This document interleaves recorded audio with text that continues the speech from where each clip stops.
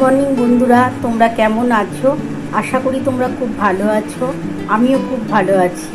আজকে তোমাদের আমি পালং পনির করে দেখাবো। আর পালং পনির করতে কী কী লাগছে তোমরা দেখে নাও। আমার পালং শাক লাগছে, পনির লাগছে। আর এইটা করতে মশলা কী দেবো দেখো, আদা, কাঁচা লঙ্কা, জিরে, গোলমরিচ আর সানরাইসের গরম মশলা, ধনে গুঁড়ো আছে, আর নুন, মিষ্টি, ঘি আর একটুখানি সাদা তেল। এটা দিয়ে আজকে পালং পনির করব। চলো বন্ধুরা, আমি প্রথমে পালং শাকটাকে একটুখানি জল গরম করে সিদ্ধ করে নিই, তারপর তোমাদের দেখাচ্ছি। আমার কিন্তু কড়ার মধ্যে জলটা দেওয়া আগেই ছিল, জলটা ফুটে গেছে। আমি এবার এই পালং শাকটা দিয়ে দিচ্ছি। আমি এর মধ্যে অল্প একটু নুন দিয়ে দেবো। আমি কিন্তু বেশি সেদ্ধ করবো না, 2 মিনিটের মতো সিদ্ধ করবো। আমি কিন্তু পালং শাকটা দিয়ে দিয়েছি জলের মধ্যে, দেখো অল্প করে একটুখানি ভাপিয়ে নিয়ে তারপর আমি নামিয়ে নেব। আর এর মধ্যে একটু নুন দিয়ে দিচ্ছি। আমি অল্প একটু নুন দিয়ে দিলাম,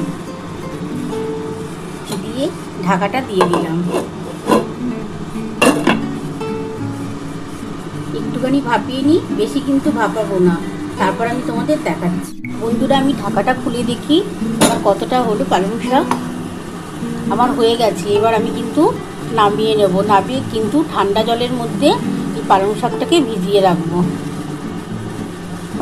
দেখো আমার হয়ে গেছে। এবার আমি নামিয়ে নিচ্ছি। বন্ধুরা দেখো, আমার পালং শাকটা কিন্তু গরম জলে সেদ্ধ করে নিয়েছি নুন দিয়ে। এবার একটু ঠান্ডা জলে ভিজিয়ে রেখেছি, তাহলে পালং শাকের রঙটা কিন্তু যেমন আছে তেমনই থাকবে।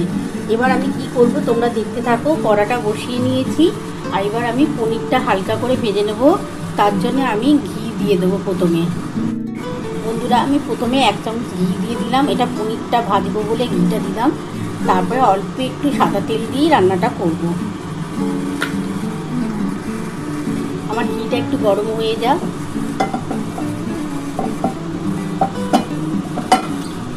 তারপর আমি পনিরটা ভেজে নেব। বন্ধুরা দেখো, আমি এবার পালং শাকটাকে এই যে জল থেকে তুলে নিচ্ছি। এটা ঠান্ডা জলে ভিজিয়ে রেখেছিলাম। এবার এটাকে বেটে নেব।